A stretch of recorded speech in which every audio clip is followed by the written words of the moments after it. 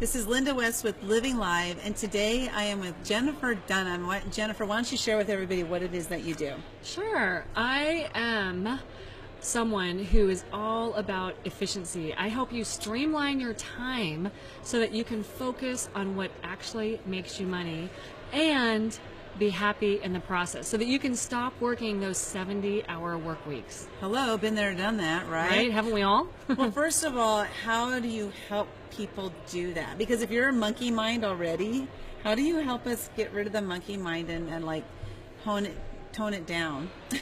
So I'm a big inventory and numbers person. Okay. So oftentimes I come from a computer science and mathematics background, so I like to try and make things as tangible as far as teaching as possible. And you can't really streamline your time until you actually know how you're spending your time. Mm-hmm. So I usually recommend that people need to really start tracking. They need to figure out how are they spending their time so that then they can improve their time. Yep. And then that also allows them to figure out how much time each day they're actually spending towards money-making activities. And it's interesting, the concept, like for some reason it didn't really click with me until just maybe a year or two ago, the word spending time, because you really are spending your time, and that's a expenditure that you'll never get back. It's like Absolutely. You can make more money, but you can never make more time. Absolutely. So being able to efficiently use your time is something you help people do so that they don't waste their time.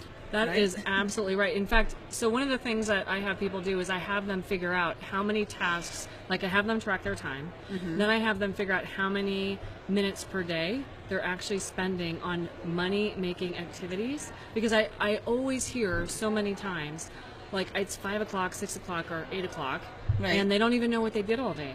And then they're wondering why they're not making money. Right. So helping them to really figure out like which are those money-making activities, MMAs, which is not martial arts, but it's money-making activities, is really important, because once they know that, they can spend more time making money. And then what about outsourcing to different companies? I know we just keep going. What about outsourcing to some companies that can help them save time? Absolutely. And so once they start focusing on the activities that make them money, what they'll see is that more money will come into them. So of course I work on some mindset stuff as well, because you have to work towards receiving more money, right? Right. But once they start receiving more money, people, it's a catch-22, right? You can't hire out, you can't delegate out until you have enough money to do that. And so people are, especially entrepreneurs who are at that stage of really wanting to growing and scaling their business, they're stuck in this weird place of still doing too much themselves, but understanding that they need to make more money in order to be able to hire out and have, be able to manage payroll and to let go of some of that stuff. So, and that's where when they start really focusing on their time and the tasks that make them money, they realize they can be happier because then they can hire the team that they want to hire. And that is that weird catch-22 position, because you feel like I need to hustle more so I can make more money, so that I could have money so that I could hire somebody to help me. But so you help them work that out more efficiently. Yep. I'm all about standard operating procedures. I'm all about making sure that they are cognizant of all the offers that they make. Following up with their leads is huge. Most people don't know how to Is that where the most money is left on the table, would you say? Oh, absolutely, because most people are always looking for the next best big thing. They think they have to, they don't have enough clients, so they look for the next client. So instead of looking at the clients they already had or the leads that they already have, they think they have to go find more. And that gets tiring. It is exhausting. Yeah, absolutely. And like me, I don't know how many cards I have sitting in a box, but I probably have some. It's not good. Anyway, right? This isn't about me. This is about you. Right? I know, but if you think about it, you come to an event and you meet a lot of people and you get cards. What are you doing with them? Are you following up? I mean, really following up. Right. And creating those relationships, actual relationships. I know somebody talked about LinkedIn today at the event that we're attending. And it's so funny because I think a lot of people on LinkedIn, they're kind of like a one and done. Like they come and say hi to you, they try to sell you your stuff, and then they disappear. I see that happen so often. And so that's not really a very efficient use of your time, because if you're going to do that, you might as well just not do that. Right. Because you're not going to create a relationship. And I think part of the biggest problem too is that people don't have a follow-up system. Like they may reach out, maybe they go home, maybe they take the business card, maybe they do an initial reach out, but then they don't continue that nurturing relationship. And so, part of the process is being more efficient with your time, gaining clarity on not only what you do so that you can actually streamline your activities, because what I call your unique brilliance really does help you be more efficient with your time, but it also helps attract the right clients. Focus on what makes you money, which is what I call your dash to cash routines. Okay. And then also the part about nurturing relationships. And then it's a cycle. That's a process. And what kind of follow-up system do you use? I do many. I mean, as far as the process, I have a team of people that, it's funny because my husband and my friends and family think I'm on social media a lot, but that's not really me. It's not you? Okay. Okay. I am out there, like I'm commenting and I'm paying attention to my community, but like as far as posting and, all the content, I don't do any of that anymore. So I have a team of people that are making sure that I'm staying visible, staying in my community, nurturing my community. I have a community manager that is in my social media platforms that are doing follow-up, answering questions, and making sure you have those touch points. So it's not necessarily something that, there's not one size fits all, and there's not one system because there's so many different social media platforms.